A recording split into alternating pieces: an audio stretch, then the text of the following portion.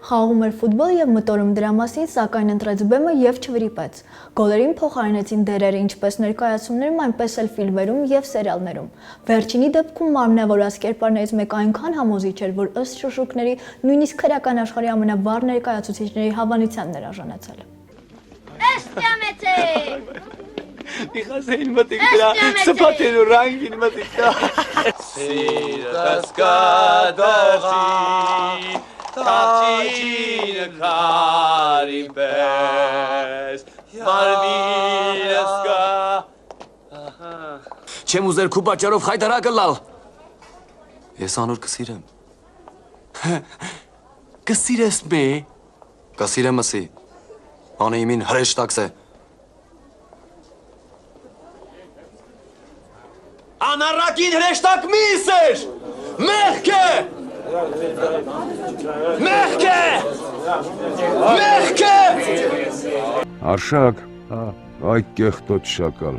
տղեկը ճիշտ էին ասում, ես իրանք չլսի։ Ճանաչում ես դրանովի։ Հեռակա, լսի արեք, կարողա իսկականից լուրջ գործ բացվի, ինչ պետք է անել, որ գոքորին ազատենք։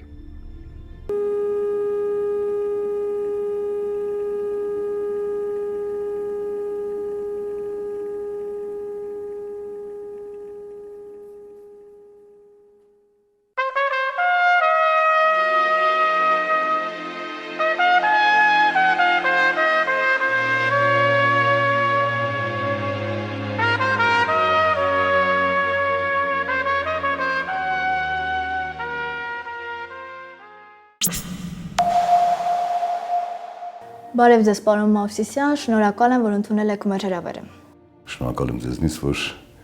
ուրեմն գտել եք հարմար ձեր հաղորդման մեջ ինձ ներկայացնելու։ Զրույցի հենց սկզբում ուզում եմ մտովի մի պահ հետ գնանք ձեր մանկություն, որովհետև տարբեր առիթներով նշել եք, որ ժամանակին զբաղվում եք ֆուտբոլով,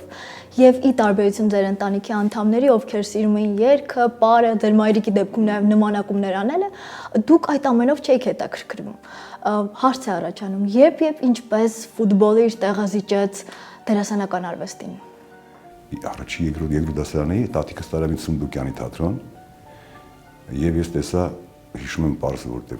շատ տպավորվել այդ իմ սիրտը լեռներում Վիլյամ Սարոյան եւ խաղում էր Փափազյանը, ու ես շատ էի ազդվել, վերջում որ մահանում է ինքը Մեկգրեգորը։ Ես դաց եմ եղել, դացեցի, տատիկս ասաց ինչ ես դացում, ասի մեղք էր այն մարդը, որ մահացավ։ Ասեց դրանք դերասաններ են։ Այդպիսի ասեց մասնագիտություն կա տատիկս,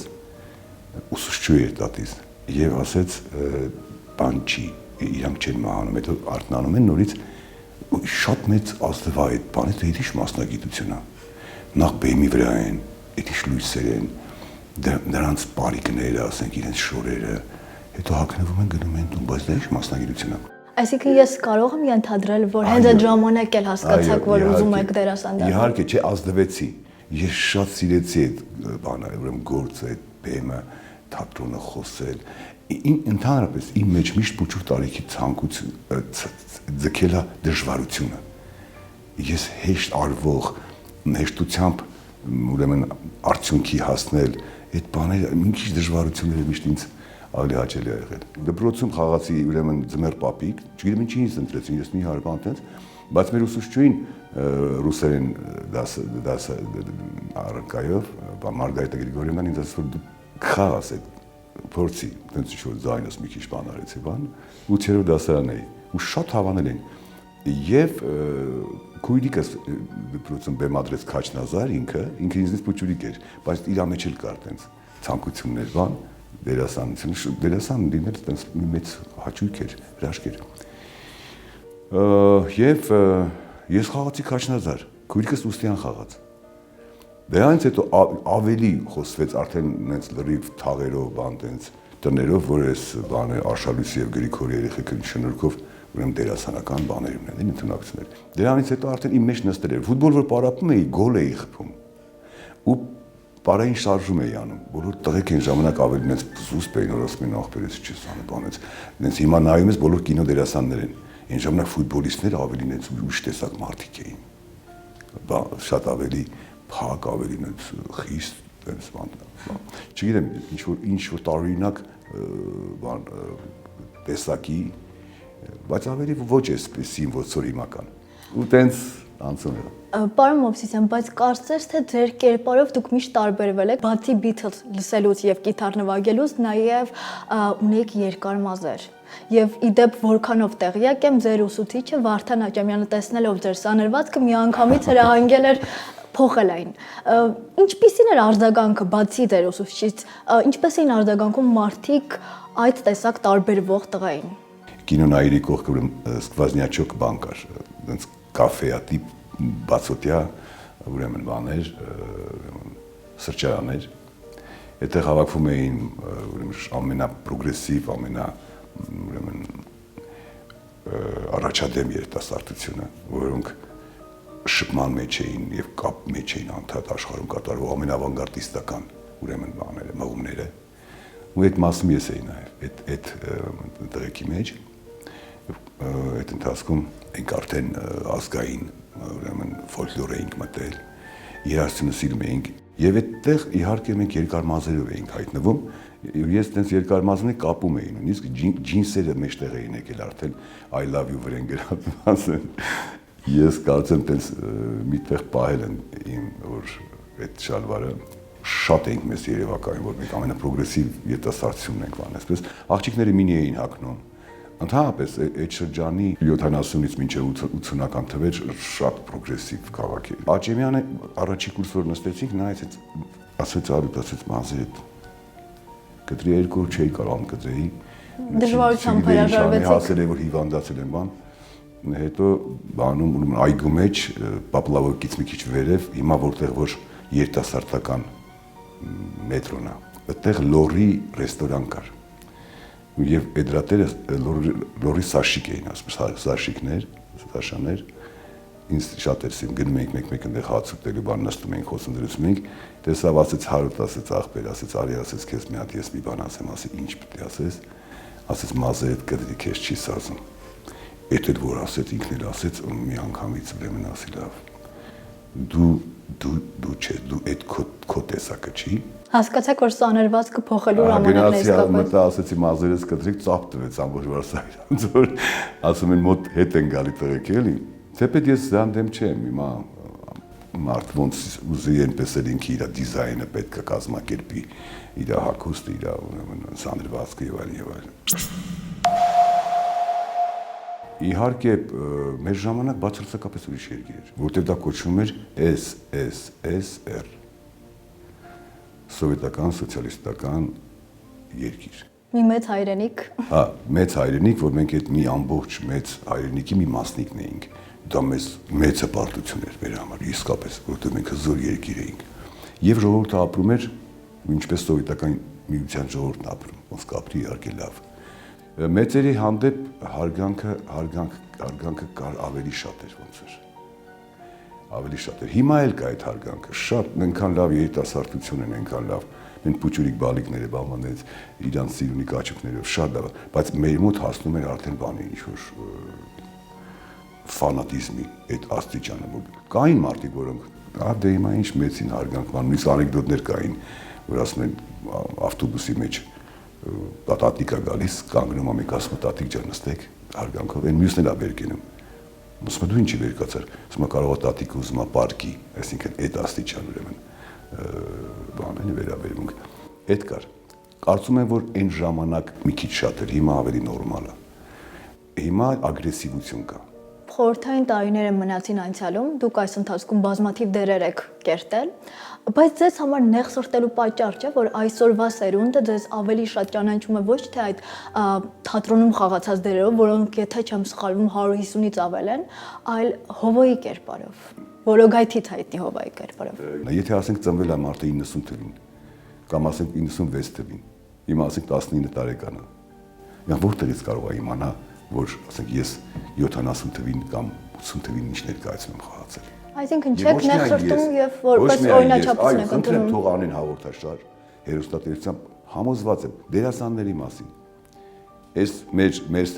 սերնդից մի քիչ մեծ, մեր սերնդի մասին, ասենք այդ մասերը արդեն կան եւ ժողովուրդը հանկարծ կհասկանա, որ ինչ ահռելի աշխատանք են կատարել, ինչ ահռելի աշխատանք է կատարվել թատրոններում, հերոստատեսությամբ Կինոներ են ցույց տալիս երբեմն, ասենք, տենց որ այդտեղից ասում են, «Վայ, այնա բան տես են տղեն է»։ Վայ, այստեղ խաղում է, տենաս, իսկ քանի տարեկան է այստեղ խաղում, ի՞նչ է կատարում։ Հետաքրքրվում են մարդիկ, որովհետև դա մեր արվեստն է, թատրոնն է, վերջապես, որ շատ հետաքրքրում է եւ հետագայում սերունդներ են գալու, որոնք բեմադրություններ են անելու եւ շատ տաղանդավոր երեխեք, տաղանդավոր մարդիկ ու շարունակեն այս աշխատանքը մեր, այսինքն հայրենիքը մի օրվա համար չի։ Հայրենիքը հավերժական է, հավերժության մեջ պետք է տեսնել։ Իմ անձի հանդիպում են այդ հետաքրքրություն կա, որովհետև գիտեն մարդիկ, ես օրինակ տեսնում եմ տղաների 10 տարեկան։ Գալիս զերո բարևում է, ինձ ասում եմ, ոնց եք լավ եմ ասում, դու ինչպես ես, բայց հետաքրքիր երեխեք են, շատ զերո բարև են տալիս, ինձ շատ մտերիմիկ են համարում։ Էլ չեմ ասում, ասենք ավելի հասակավոր մարդիկ։ Իհարկե դա մի գեղեցիկ ուրեմն շրջան էր, էտապ էր, տենց որ եղավ։ Ոչ ոք չի նախատեսում, չի ծրագրում, տենց ստացվում է մեկ էլի, ստացվում է։ Իհարկե հետո չարախոսները եւ վայրահաճ մարդիկ հայտնվում են, չգիտես ինչի մեր ազգի մեջ ավելի շատ են, քան այլ ազգերում։ Դա էլ մտածելու բան է, շատ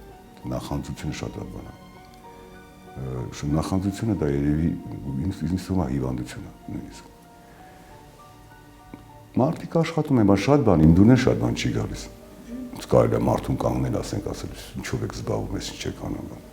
Ընդհանրապես ասեմ, որ այդ շրջան կար, բավական լավ չէր վիճակը դերասանների։ Այդ սերիալից հետո խաղացինք, մենք ստեղծեցինք, Օրգայթից հետո շատ սերիալներ սկսեցին, մրցակցություն սկսվեց, ինչպես բոլորը գիտեն։ Բան չի, որ ես չեմ հնարում կամ որևէ բան չի, որ որևէ մեկին հայտնի չի։ Եվ դերասանները սկսեցին խաղալ, երևալ, շատ մարդիկ խաղացին, ֆինանսական ուրեմն վիճակը մի քիչ բարելավվեց, որովհետև վճարումներ էին արվում, հիմա էլ նույն կերպ։ Ու բավական կենցաղային իմաստով սկսեցին ավելի նորմալ ապրել, որովհետև այն աշխատավարձերը, որ տալիս են, չի կարա բավարարել, հիմա չենք կարա մենք կանգնենք, ասենք ինչ-որ մեկին ես բարեխոսեմ կամ ասենք իրան շոյած լինեմ, չտեն չի, ինչ-որ պարզ է, ինչ-որ տեսնում ենք այդ աշխարհում, ինչ է կատարում։ Պարոն Մովսիսյան, բայց շատ դերասաններ, վերադառնալով դերասանների թեմային, խոստովանում են, որ իրենք սերիալներում նկարահանվում են հարկադրաբար։ Արդյոք դուք էլ կանեք այս բանին այդ խոստովանությունը։ Չէ, Լիլիթ ջան, հարկադրաբարի մոմենտ, ապրուստի մոմենտը իհարկե միշտ էլ իրար տեղ ունի եւ ամեն մի երկիր եւ ամեն մի դերասան ձգտում է գործանի, որ ապրի։ Ելույթ ունենա, հանդիսություններ վարի, արտասանություններ անի, համերգային ծրագիր պատրաստի։ Հասկանում ես, որ դա իր գործը որն է։ Հենց այդ է իր գործը, ուրիշ գործ ինքը չունի։ Եվ ամեն մարդ ով կարողանում է, ով ավելի աչալուրջ է, ավելի ակտիվ է, ավելի էներգիայոլեցուն է, համարձակ է, ինքը պետք է հասնի։ Մնում է մի բան։ Շնորհքով է, օժտված է, տաղանդավոր է, թե չէ։ Այդ արդեն գնում է երրորդ պլան։ Հնարավոր է ինքը անի ամեն ինչ եւ ունենա հաջողություն, կարողանա ուրեմն ստեղծել վիճակ, որտեղ իրենք ճանաչեն եւ իրենք գովերքեն։ Հարցազրույցին նախապատրաստվելիս ինձ համար բացահայտեցի, որ 2010 թվականին դուք ունեիք առողջական խնդիրներ։ Ավելին բժիշկները ձեզ ասել էին, որ ընդամենը 3 ամսվա կյանք է ձեզ մնացել։ Բարեբախտաբար ամեն ինչ կարգավորվեց, բայց ինձ հետաքրքիր է իմանալ, ինչ եք զգում, երբ հաշված ամիսներ էր մնացել։ Երբ ձեզ այդպես էին համենայն դեպս զգուշացրել։ Ես ուղղակի ճնշումս բարձր եղավ 2 անգամ, մի անգամ կոնսերվատորիայի մոտ մեքենան կանգնացրեցի, դուրս եկա, ես զգացի, որ ֆռում է աշխարհը։ Դու ցածապելի բաներ են։ Ասի մեղակ ես Տեր Աստված, ես ինչ բան է, ես ինչ-որ հիվանդություն է ինձ գտնում։ Ես հասկացա, որ ինչ-որ բան է իմ հետ կատարվում, ու ես այդքան աշխատեց։ Այնքան շատ արագ էր ֆռում, որ ես կորցրեցի արդեն իմ կոորդինացիան, ես չհասկացա, ես կանգնած եմ գլխի վրա եմ, թե ինչ է, մենակ մի բան կարողացա անեմ մեջքով կպամ մեքենային ու ասենց սկսվելով մեքենային նստեցի ու պարկեցի։ Ես որ արթնացա, ինձ մի հատ շնիկ էր լզում երեսս։ Դրանից արթնացա։ Ես աչքերս բացի տենամ կանգնած մի 20 հոգի ծափ եմ տալի։ Իրանք գիտեն, ուրեմն գախնի նկարահանում է, ես տեսարան եմ խաղում։ Հետո բժիշկ եկավ, մայրիկիս բժիշկը, ասեց այնուամենայնիվ մի հատ ճնշումդ ստուգել տուր, ճնշումդ։ Ինչ պետք է ինձ լինի, ամեն ինչ ես կսպասեի, բայց ոչ սիրտը։ Իրիկոնեն նորից վատացա, ճնշում ջուր վրայից ջուրեր գնում կանչեցին տղաները անգամից եկան բան նայեցին ասին Արո ջան ուրեմն 120-ը տակ 120 200-ի վրա դա ֆանտաստիկ խայտարակություն է մի անգամից սրսկեցին իջավ հանգստացա ու գայանեն կինս ինձ ստիպեց ուղակի մեր երջույն մեր հրաշալի երջույն Գայանե Գրիգորյան Իսկ եթե անցնենք ձեր ապրումներին, ինչ եք զգում։ լավ չզգացի ինձ սա կելի ասին չի ասես բան պետք արների հետ որտեղ ամեն ինչ ես կսպասեի բայց որ սրտի հետ կապված մեր չհաջող օպերացիան եղավ շատ հաջող հետո ես ընտելացա հիմա չեմ էլ հիշում բացարձակապես իհարկե ներվում ես տավանա ես ինձ խղճացի ասել եմ դու պետք է հասնեիր այս բան վիճակների բան բայց վարկ ասում հիմա կա ամեն ինչ նորմալ է ճիշտ ժամանակին եթե ես չհետևի կյանք կարճ էր իմ ես երախտապարտ եմ բժիշկներին մեր շատ լավ բժիշկներ ունենք հրայրը հատկապես որ ներկա է իր ամբողջ ուրեմն բժշկական գոլեգաներից միասին եւ իհարկե դկապրնային եւ իհարկե Հարություն Քուչկյանի ինձ ուրեմն իրենց եղբոր պես ասենք այնց մոտ են Եվ զրույցի վերջում շատ պարզ մի հարց Երբ եք երգելու, գիտեմ միշտ ցանկացել եք անել դա։ Հիմա ես մեր ինգերս ունեմ շատ ուրեմն Արանշիրովչիկ մեր շատ հրաշալի եղբայրայի վահեն հետ միասին կամաց անում ենք, որտեղ դա մեծ գումարների հետ է կապված։ Պետք է կարողանամ հայթայթեմ անեմ եւ պետք է երգեմ, իհարկե պետք է երգեմ, որովհետեւ ինձ թվում է շատերին դուր կգա։ Իսկ դա քիչ բան չի, որ մարդկանց դու հաճույք պատճառես։ Երկու երգ արդեն արել եմ, շատ հետաքրքիր կերպով, հիմա աշխատում եմ երրորդ քիչ ազգային երգերի վրա եմ ուզում հիմա գնալ։ Հետո որ արդեն շատ ավելի բան լինի, շանսոն կարելի է մոտենալ շանսոնին էսևի։ Կսպասենք ձեր կատարումներին։ Շնորհակալ եմ հետաքրքիր զրույցի եւ միասին ձեր կյանքին հետադարձ հայացք գցելու համար։ Ես շատ ուրախ եմ, որ CV հաղորդման մեջ եմ ձեզ հետ միասին իմ շատ սիրելի ընկերների հետ, օպերատորների հետ ու կարծում եմ, որ մեր ելույթը, մեր հաղորդումը պետք է դուր գա մեր ժողովրդին, հաճելի ժամանց նրանց։ Շնորհակալություն հրավերքի համար։ Եվ վերջում նկարահանման աջակցելու համար շնորհակալություն եմ հայտնում Արամիկ 42 կոտորակ 1 հասցեում գործող Նավավար ձկնալի ըմպելարանին։ Իսկ իմ արտաքին տեսքի համար շնորհակալություն Ստուդիո 212 էսթետիկայի եւ գեղեցկության սրահին։ Հասցե Թումանյան 12 կոտորակ 1։ Կհանդիպենք։